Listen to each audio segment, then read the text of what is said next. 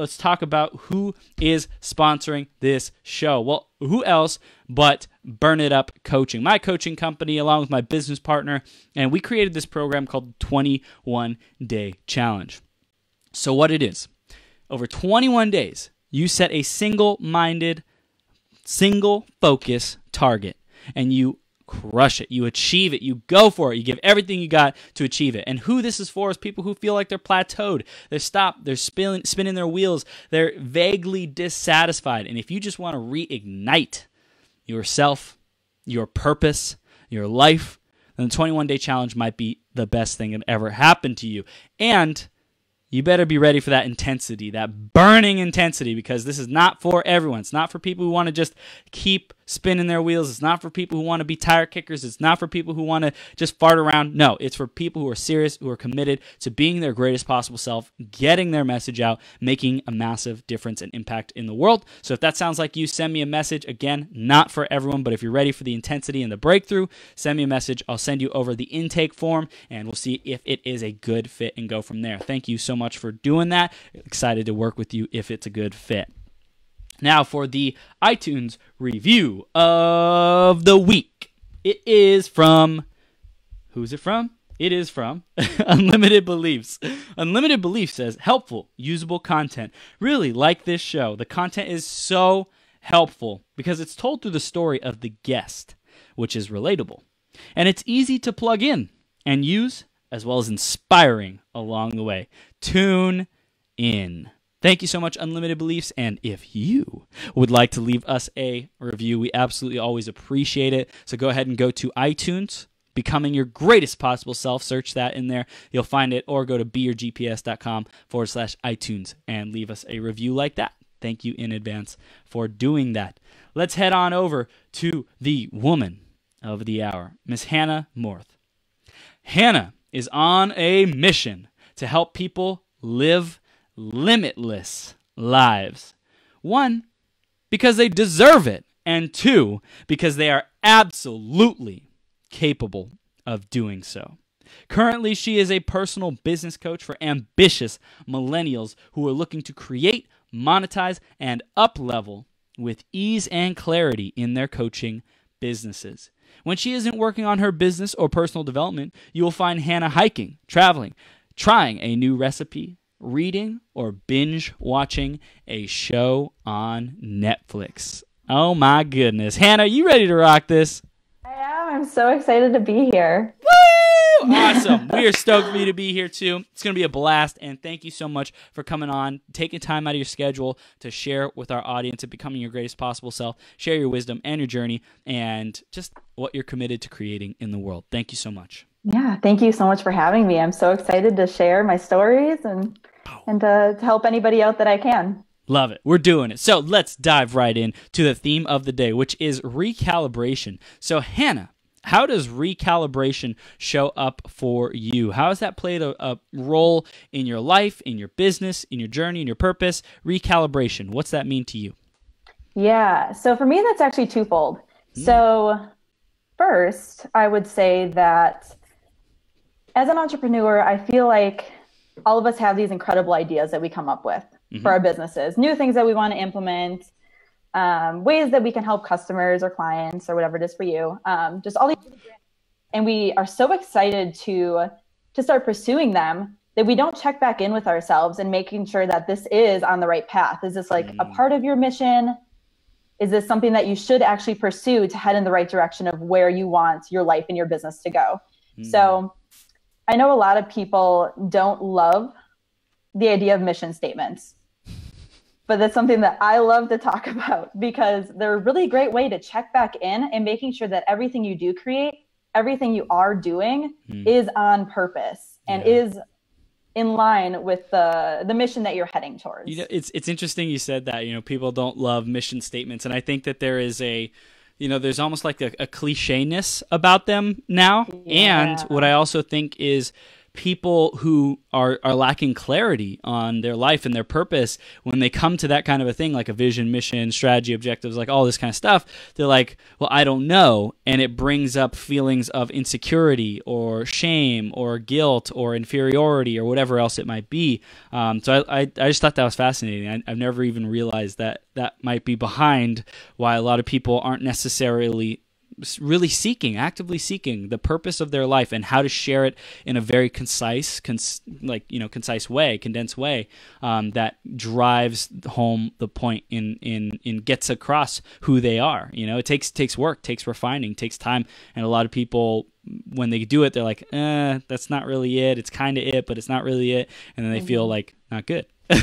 Yeah, that's exactly it. I think you lose a lot of clarity when you jump off your path, and then you're wondering, what did I do wrong? Why isn't this working? Why is my business not thriving? And that's why, because you're not on the right path that you're supposed to be on, or you're not resonating with your mission. Amen, Hannah. Yeah. This is great. This is good, juicy gold. Let's dive into who is Hannah Morth today. Yeah. Currently, I am a personal business coach. Beautiful. And I help ambitious millennials create, monetize, and up level in their coaching businesses. So simple. I love it. Yeah. I was like, I mean, of course, it definitely delves into a lot more than that. But I didn't know what direction you wanted to go. That's perfect. Okay. I was like, that's awesome. Okay. So you're doing this business. You're helping millennials. How do you do that? Like, how do you do that through your coaching? Tell us a little bit more about the methodology, how it works. Yeah. So the first place I start is mindset, and I always make sure that my clients have the right mindset to start a business.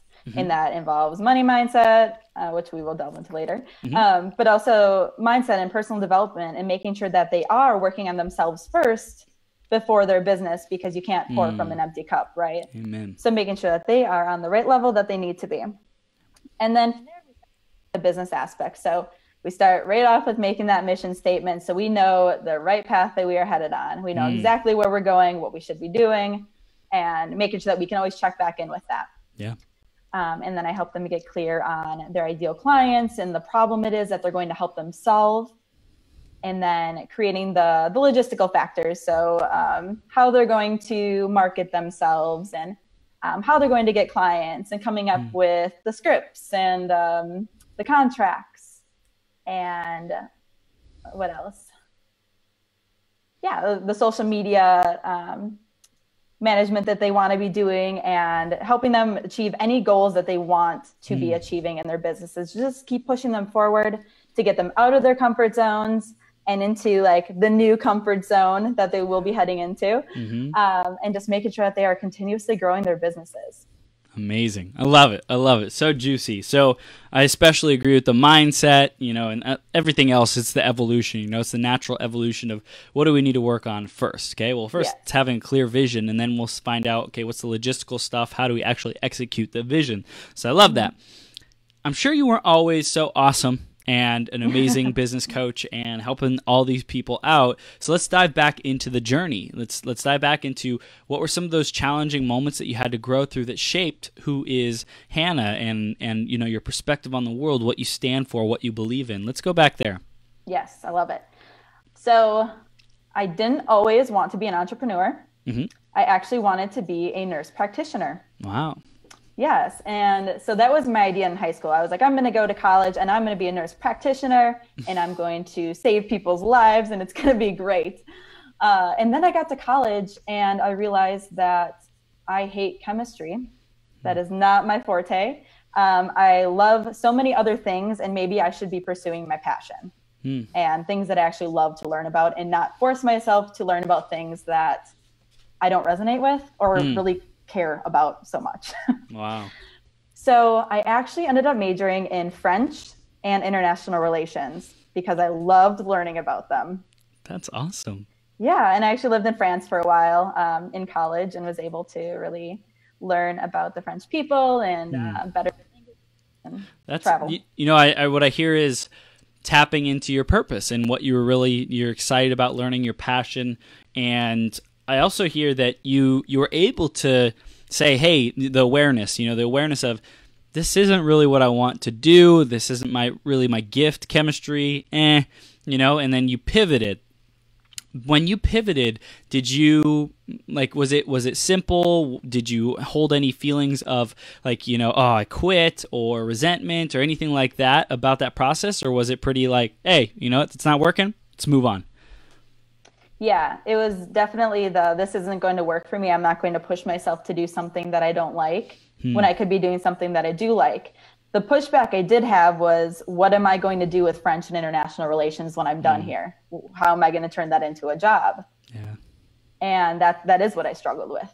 And so in the area I live in, I don't live too close to a really big metropolitan area. So the job is pretty scarce with the French language and international relations. And so in order for me to have a job in that field, I would have to move to a bigger city. And I really love living in the area that I do. So I didn't want to move. And so I said, you know what, I'll just make this work, and I'll just get the first job that I can and then go from there and figure it out. Like, you just need to make the money now and then figure it out from there. So I ended up as an administrative assistant at a large corporate company and just started working my way up the ladder. And so I ended up as an office manager. And so I was able to, like, upgrade in that company. I moved around to a different couple companies. But I realized really quickly, it really only took me 3 months of working 9 to 5 to realize that it just was not the right option for me. And so I had to pivot again. But this time I had no clue how I could pivot. Right. Where could I go? Yeah. What's next? What were my options? And so this is kind of when I jumped on a big pity train. And I stayed on it for a while, where I just said, how did I get myself into this situation? There's no way I can get off this train. There's no way I can do anything else. I'm going to be stuck like this forever. And there was one day in particular, I remember sitting at my desk and I was looking out the window. It was a beautiful summer day, and I was daydreaming about getting out of the office, spending time outside, getting lunch with a friend, just doing absolutely anything else other than being there. And I glanced over at my coworker, who at the time was she must have been somewhere in her early 60s, just on the verge of retirement. Wow. And she had worked in the company for 25 years, really, really dedicated to the job. And I said, if I don't change what I'm doing, I'm going to be her in 40 years. This is where I'm going to be. And that was a really pivotal moment for me, because I realized that I need to actually make a change. And it needs to be me, because it's not going to just happen for me. So what did you change? So what I did was I jumped off the pity train and I just started working on myself. I started working on my personal development journey. I started reading book after book after book. How did you know about personal development? How did you discover it? It's a really great question. For a graduation present, I received the book You Are a Badass by Jen Sinclair. Ooh. And Nice. It took me 6 months before I read it. And then I read it and I reread it and I reread it, and I just absolutely adored it. So I guess from that, I realized that there's a bunch of other books out there. And so I started looking at those and reading those, and then diving into looking online and seeing what resources were there for me, and asking people about it, and just learning more and more about personal development. Beautiful. Beautiful. I love it. So you started learning more and more about personal development, and then what was the next evolution of your journey? Yeah. So, of course, I implemented what I was learning too, to start growing as a person and bettering myself. And so then I actually started looking outside of the box to see what other options I did have. So I started a network marketing company, tried building that up for a year, and ultimately decided it wasn't the right fit for me. And I wanted to be my own boss, basically. And I wanted to be able to work from home. And those are my two non-negotiable items that I wanted. I wanted to work from home and be my own boss. Okay, so how can I go about doing that? How can I achieve those things? And so then I stumbled upon the entrepreneurial online world, and I realized, oh my gosh, there are a million other people out here like me who are in this situation and realized that they weren't where they wanted to be in life. They wanted to be their own bosses and work towards their own dreams and fulfill these huge dreams that they have that they wouldn't have been able to achieve otherwise in their 9 to 5s. And so I started connecting with people, talking to them, attending 1,002 webinars. That's right. just to see what existed out there and what I could do. And then I reconnected with an old boss, an internship. She's actually the one who gifted me the book, You Are a Badass by Jen Sinclair, funnily enough. And so we reconnected, and she's somebody who up and left her 9-to-5 job, like a really stable government job that she had that paid really well. She up and left it, moved across the country, and started her own online coaching business. Wow. And I had seen her journey for the past year, and I was super inspired by everything she was doing and all the people she was helping.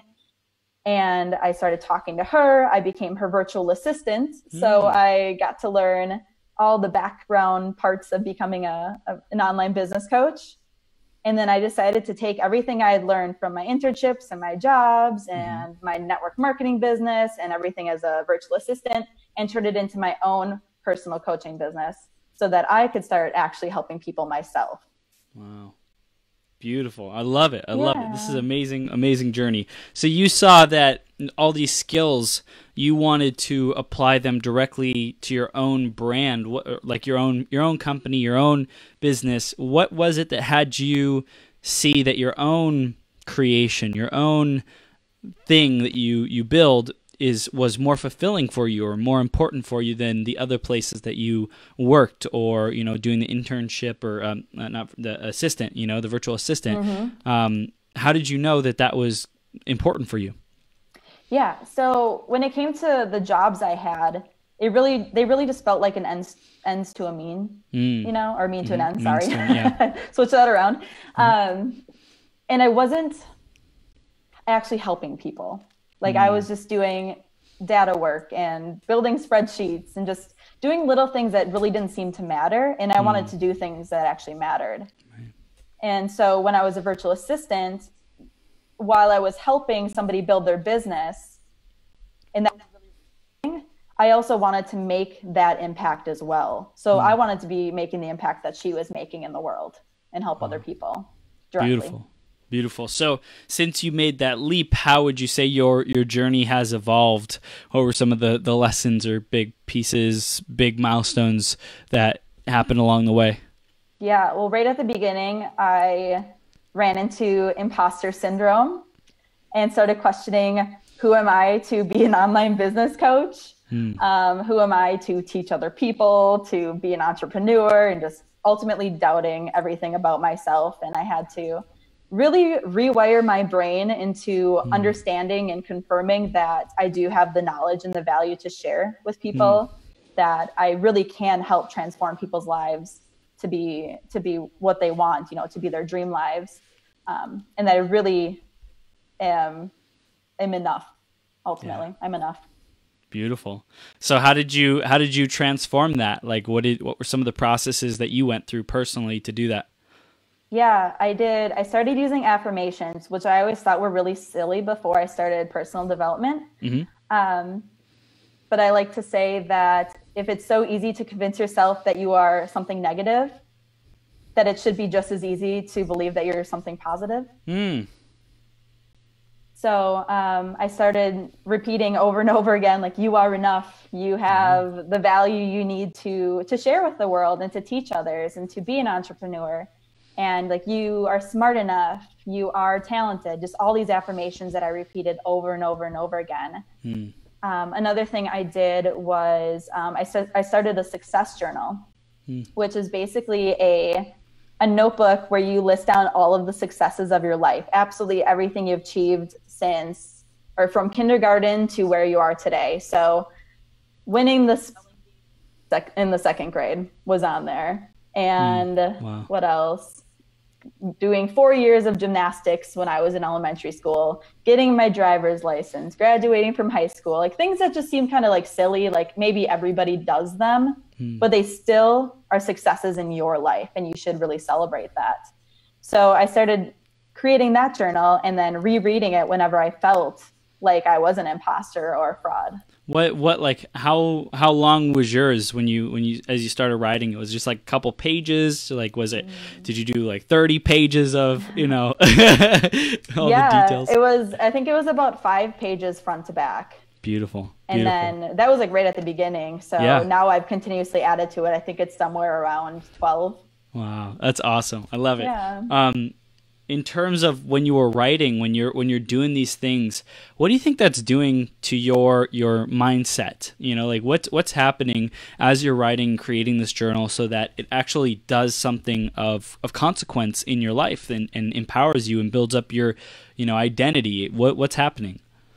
Yeah, I think it just really reinforces everything that you're writing. So when you actually see it on paper, I feel like your brain is like, oh, then this must be true. It's not just something you're saying in your mind. If you see it written out there, I think it's a lot easier for you to believe. Wow. And I actually have all my affirmations written on Post-it notes, and they are all around my house. I love it. So that when I see them written with my handwriting, I know it's true. Beautiful. And what I also love is, we're a product of our environment. And a lot of people are not fully utilizing or are unwisely utilizing their environment and their space, like your phone background. You literally program your mind to think about whatever your phone background has on it.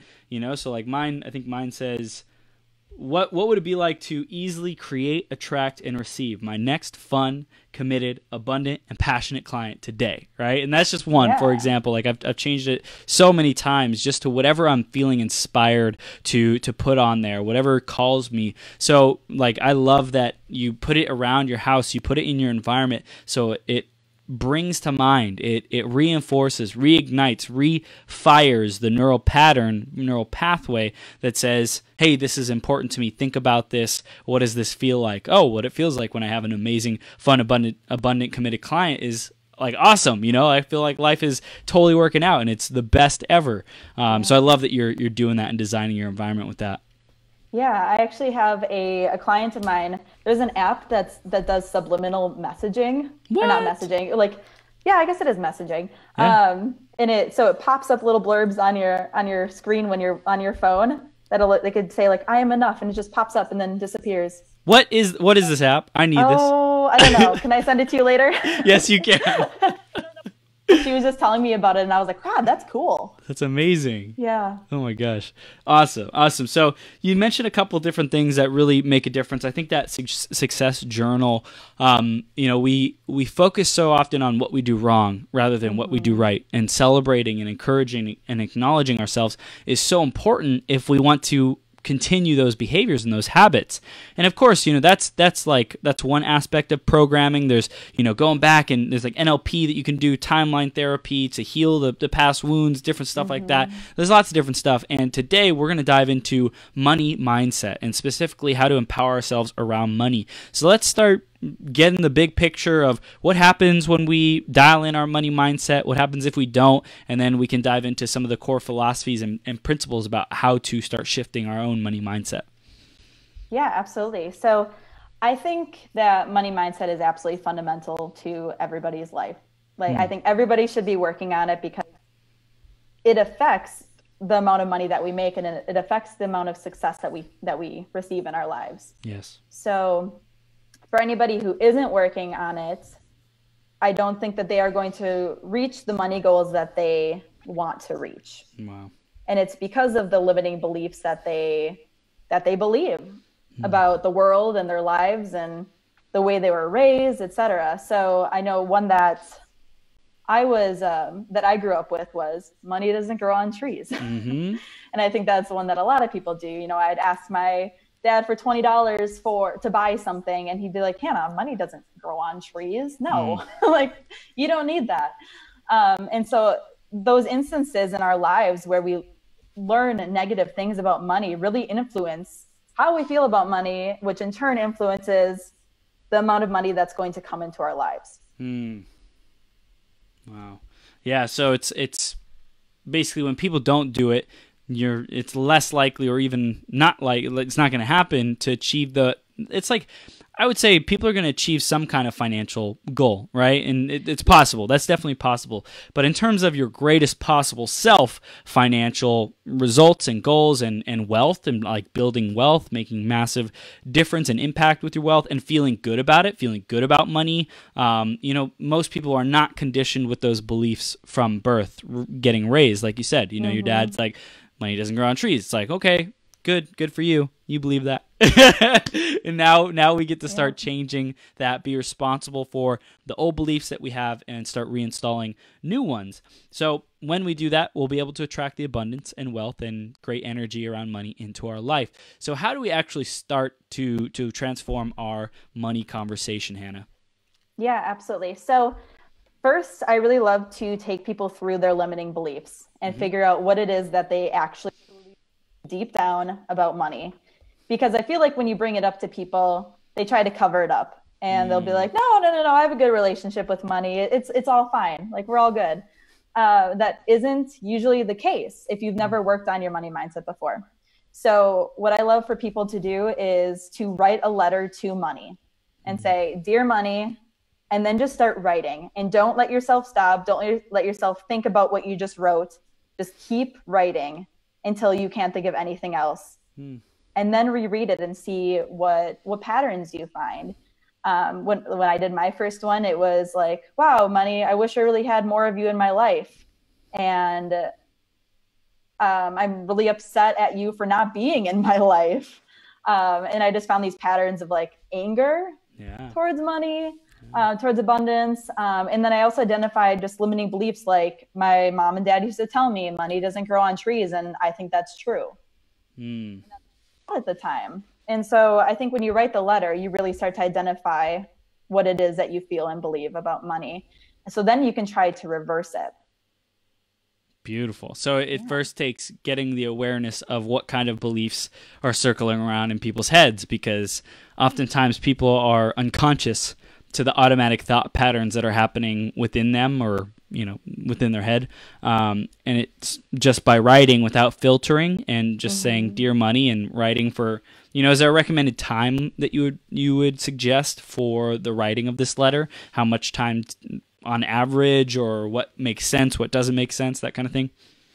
I wouldn't even give yourself a time limit. I would just keep going until you can't think of anything else to say. Don't limit yourself. Just keep writing. If it takes 30 pages, then you just wrote part of a book. But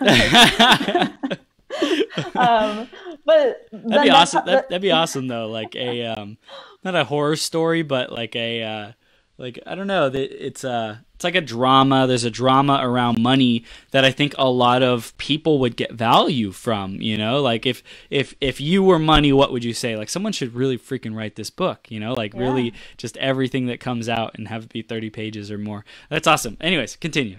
Yeah. What was I saying? So yeah, just like let yourself keep writing until you stop. Because then you'll really be able to identify the patterns and exactly what you think. Because if you do stop yourself, you might miss out on something that you need to work on. Yeah. Beautiful. And so when you're aware and you see the patterns, then what? What can we do then? Yeah. So I mentioned this a little bit before, but start using your affirmations. So when you are shopping, let's say you're shopping at Target and you're looking for a shirt. And you find one that you like and you look at the price tag and you say, oh, no, that's far too much. I can't do this. You need to stop in your tracks and be like, okay, let's halt here a second. My limiting belief here is that I can't afford this. So how can I change that? And so you say, I can afford this. You turn it into a positive affirmation.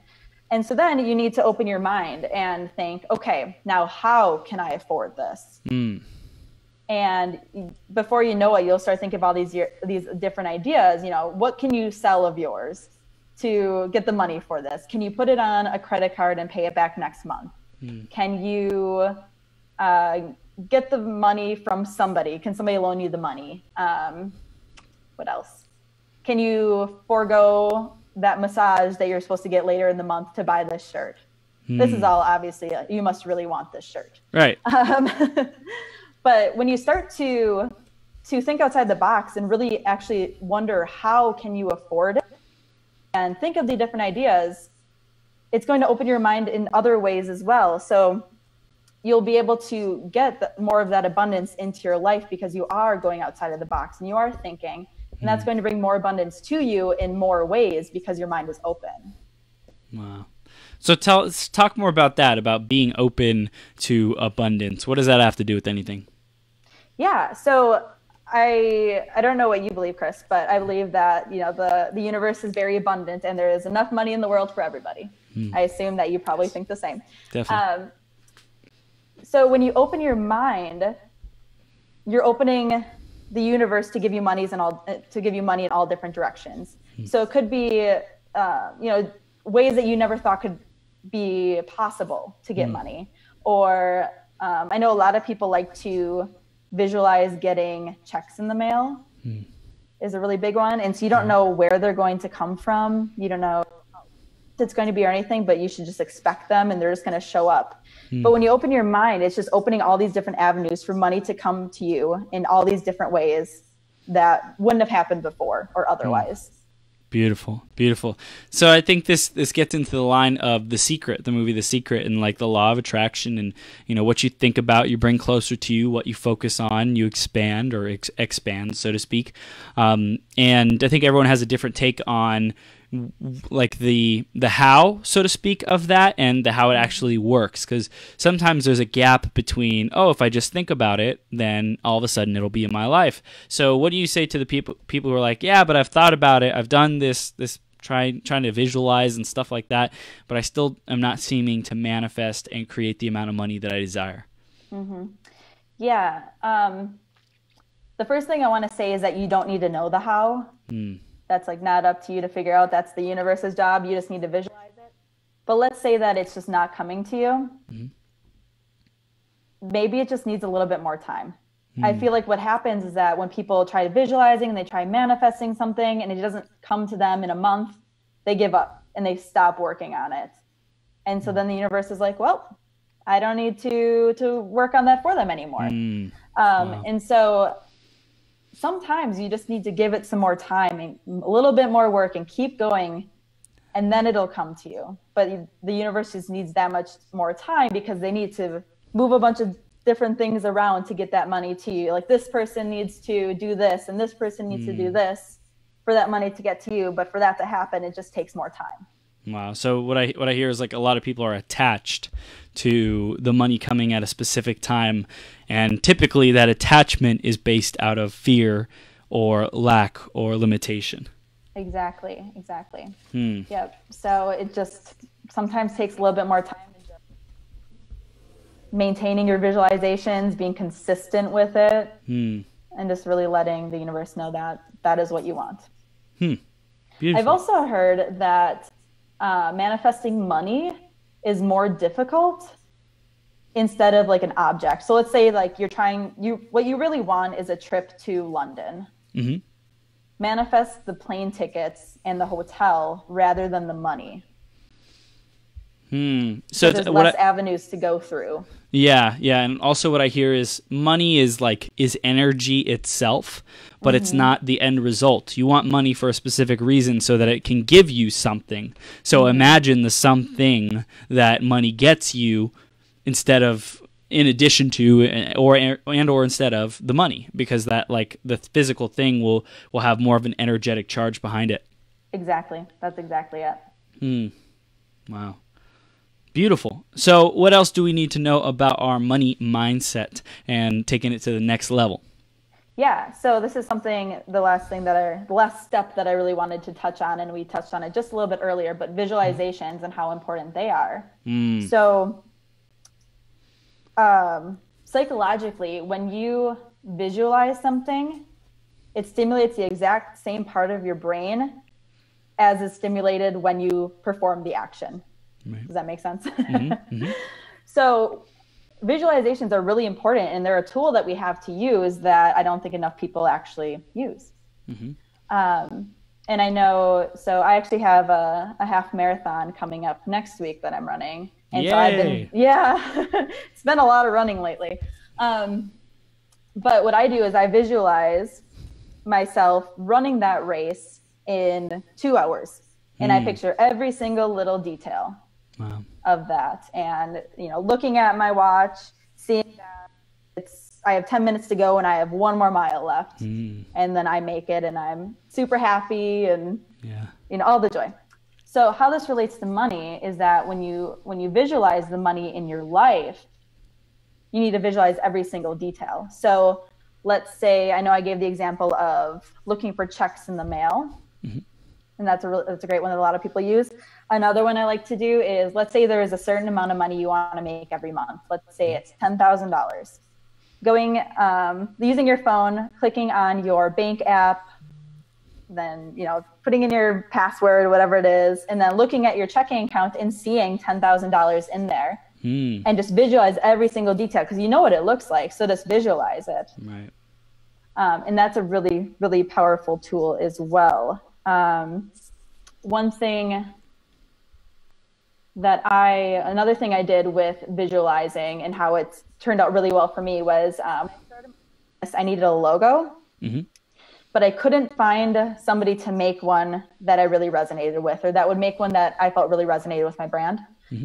And so I just thought, okay, that's fine. I'll just put it out to the universe and we'll see what happens. And the next morning I get a text message from an old roommate of mine named Kate, who was like, hey, I know you started your business, and I don't know if you know this, but I actually make logos. And I thought that maybe I could make you one for your birthday that's coming up in, 4 months from now. Wow. Because my birthday is in August, and this was back in, March. Wow. And I was like, oh my gosh, I just threw it out to the universe, and look how it came back to me positively. The next morning, I got somebody reaching out to me to make a logo for free for my birthday. 4 months before my birthday. Wow. So what is it about you that really works? Let's kind of overview. What is it about you that really works to manifest? And what do you think is getting in the way of others to manifest what they want? Yeah, I think the most important part of visualizing it is that you need to actually feel the feelings of receiving that item. So when you're trying to manifest that dream car of yours, picture yourself in it and feel how you would feel driving it. You're probably going to be super excited, incredibly happy, joyful, incredibly grateful. And then feel, actually smile. You can dance around the room, whatever it is for you, that's going to help you really feel the feelings of receiving that manifestation. Yeah. Beautiful. Beautiful. So it's actually about the feelings. It's interesting for me personally. I've found that sometimes I felt like there was an inauthenticity about trying to feel feelings, felt like I was forcing something. I think that came from also an aspect of self-worth, and I'm not doing it right. I'm not enough. This isn't really working. There's doubt that pops up. So what do you say to the people who might have something like that? Yeah. And I think it is definitely, problems with self-worth and not believing that you are enough. So I would say that you need to address that problem first, and making sure that you do work on your self-worth and feel that you are enough before you can really manifest things. So making sure you get that foundation down beforehand is going to be really integral to that. What was the other thing I wanted to say about that? I'm not sure. I lost my train of thought. I love it. So the self-worth is we can transform that through the mindset work, through the journaling, through the success journal, through, even writing letters to not just money, but our younger self, to our current selves. There's so many different ways to shift our beliefs. I want to start transitioning into the impact that you see yourself making on the world, because you're doing this Limitless Millennials thing, and I just want to dive into what that's all about, and what you see the vision is for that. Yeah, so right now I am, as we said before, a personal business coach, and I'm helping people one-on-one. However, I really am looking forward to building more of a legacy, and helping more and more people. I do like to say that even if I help one person each day, if I inspire one person, I motivate one person, I help somebody through a problem, whatever it is, each day, that I feel success. That's right. But I would really love to put that onto a larger platform and help even more people than just one a day. Totally. So what I envision for the future of Limitless Millennials is speaking gigs and talking to much larger audiences at the same time, to really spread the mission and inspire people and motivate them and to help them be their best selves. Beautiful. I love it. So in terms of building that legacy and making the impact, I'm curious, what would you say is your biggest challenge to making that happen? And then what are you doing about it to help yourself achieve that goal?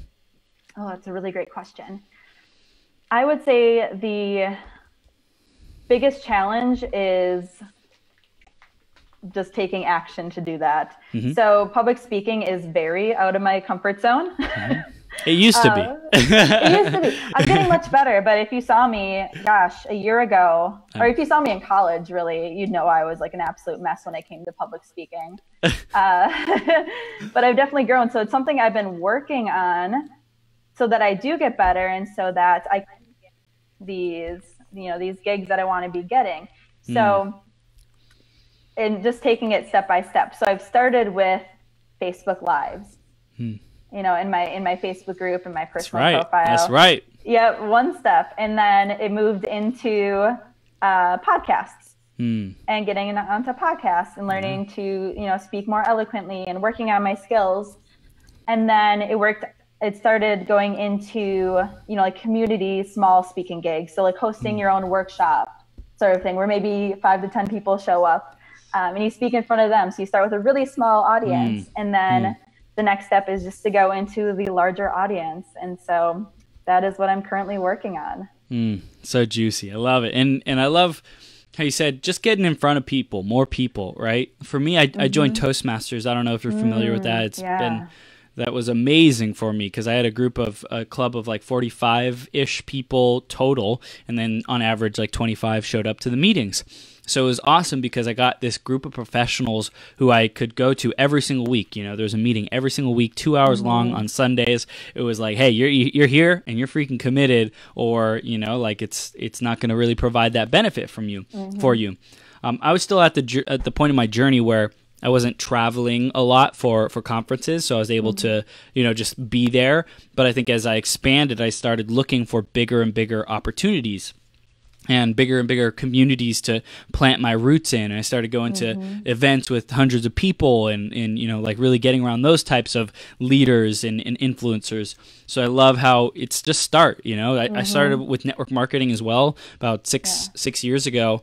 And I just started giving presentations, giving presentations in my house, giving presentations to people on the phone, whatever it might be, like just presenting and communicating and selling, selling people on the vision, selling people on the better way of life. I think selling has a bad rap these days, and I think it's important as for us as millennials, as coaches, as people who are champions for business, to just say, no, selling's awesome, enrollment is awesome, invitations, offers is awesome. It's just some people have abused what it means, and it's created this negative image in your mind. But if you feel that selling is bad, or there's pressure, or there's other stuff that's going on, like that's going to show up in your business. So you have to like clear that up so it doesn't show up and doesn't spill over into your business, impacting ultimately your ability to generate clients and money and have the freedom and life that you desire. So it's like doing that inner work is so important. Absolutely. I definitely agree. Yeah, I love it. I don't know if you saw this, but this was a fun challenge for me. I went out to where was it? Santa Monica Beach, and I did a Facebook Live. And my girlfriend, she might be watching right now, but she already knows this. I went out to Santa Monica and I did a Facebook Live saying this was before I was with her, by the way. January, I was not with my girlfriend. So I went to Santa Monica and I made a video and said, I'm going to approach women and ask them to give me a kiss, right? While doing a Facebook Live. Oh, wow. So it was like I put myself in a challenge situation to be able to rise to the occasion. There was no other option. I'm doing it or my phone's dying, whatever it might be. And then I'd still do it and tell people about it later. But anyway, so I asked, I think it was like 8 women, and this whole time it took like 45 minutes from start to finish. And I'm like going through this internal resistance and all this kind of stuff. And but it just after I felt transformed, I felt opened up, awakened. Another idea I had is to go to a public location, like a beach or whatever it might be, with lots of traffic, lots of people, and then for an hour straight, whether it's on Facebook Live or whatever, declare affirmations about what you believe, what you stand for, what your value is, whatever it is, or whatever you want to create, use creation language. Because I believe that we are a function, who we are, our identity, how we see ourselves and know ourselves, is a function of how we think other people see us. I show up how I think Hannah sees me, and how Hannah sees me is the host of Becoming Your Greatest Possible Self, this awesome guy, great energy. So I that is in my subconscious, that's in my mind at some level. So the more I go out to new communities, new groups, new places, and declare who I am, and some people are going to think I'm crazy when I'm doing this, totally cool. There's some people who are going to be like, holy moly, this kid or guy has got balls, right? Like he's crazy in an inspiring way. And then there's also the Facebook Live audience who gets massive entertainment and value out of, oh my gosh, you're going to go out to this place and do this for an hour straight. So my invitation is to do things like that create a new identity, a new brand about who you are. And in the process, you get to overcome some of your challenges. I had challenges public speaking. I had challenges asking women to talk, even stuff like that. Sure. So it's like really, I found playing games like that and setting up opportunities to break through so much fun. Yeah, getting out of your comfort zone. So I have to ask, how did the kissing challenge go? It went good. I said, like, I asked 8, 7 of them said no, and then the 8th one said yes. Right. Yeah. So was your goal 8, or was it 1? Just until somebody kisses? Oh, okay. I was like, hey guys, I'm gonna go ask a random girl, someone I don't know, to kiss me, and just like the context is how quickly can I build rapport and trust and make that happen. So that was one. Another cool one is for people who are afraid of selling, to go up to people and ask them for like random things, like the most weird like things, like, hey, do you have $100 bill? Hey, can I have your shoe? Hey, can I can you buy me an Uber? Whatever it might be. Like you can ask people for all kinds of different stuff, but a lot of people have a fear of getting rejected. So if you go through this process and set a challenge of yourself, write down 10, 20, 30, 100, whatever things that you want to ask people for, and not have it impact you, not have yourself take it personally, not have it affect your value or your worth. It's a really cool challenge to do. Yeah, I love that. I think Tim Ferriss talks about that, where I think he challenges, I think I watched a video of it. He challenges one of his clients to go up to a coffee shop and just ask for a free coffee. Love it. And she was like, no, I can't do that. That's rude. And he goes, just try it. And That's right. It's amazing. It's all about getting out of your comfort zone and creating your new comfort zone, which I love. It's like you're continuously moving through comfort zones and growing out of them to get into the next one. So then your past comfort zones aren't even a problem anymore.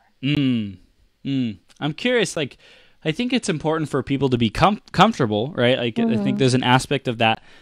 And is the ultimate highest good for our greatest possible selves, is it to seek the next comfort zone, or is it to seek the aliveness zone? Is it to seek the, like the like whatever that is, aliveness, fulfillment, joy, passion, exhilaration, what's your like aliveness zone right now? Is it small? Is are you not very alive, or are you expansive? Are you taking up the whole freaking planet with how alive you are?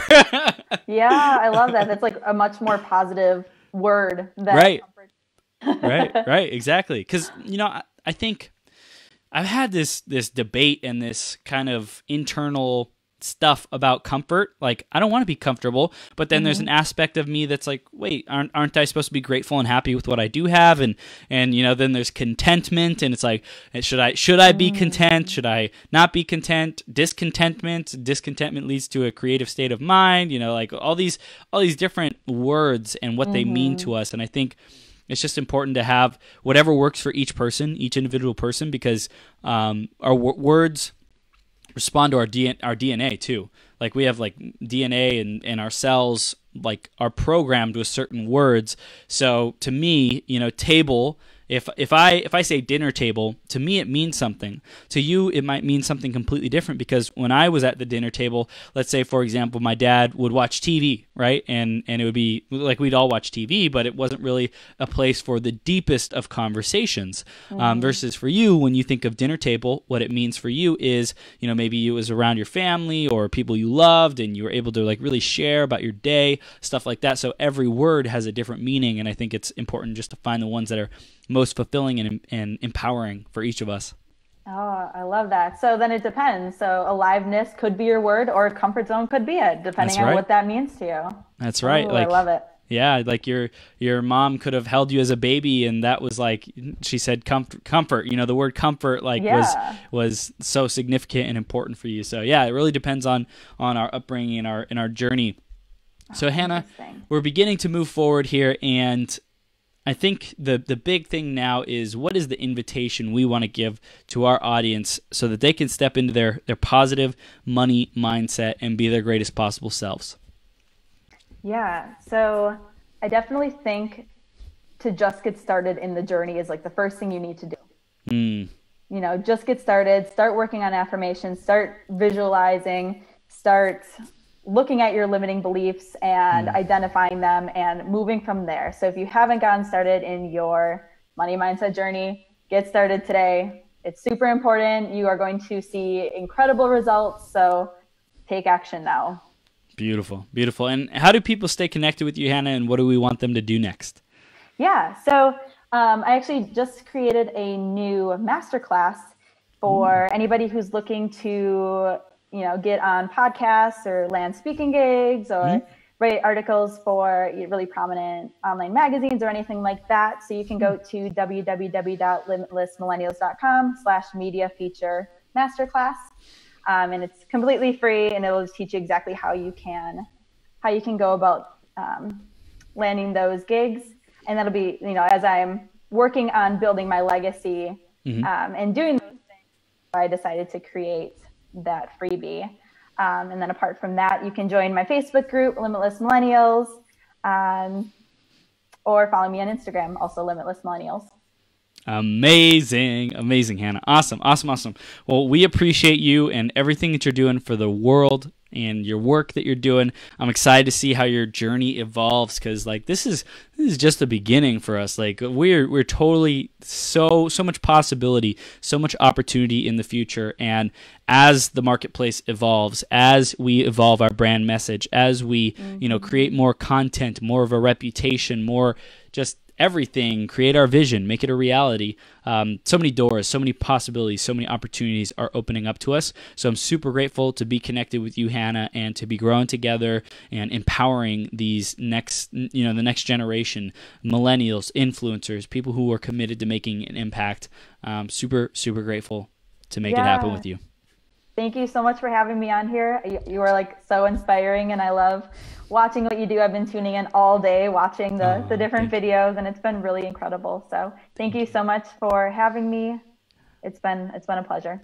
Awesome, Hannah. You have the best day ever, and we'll see you soon, okay? Thank you. You too. All right, take care. Take care.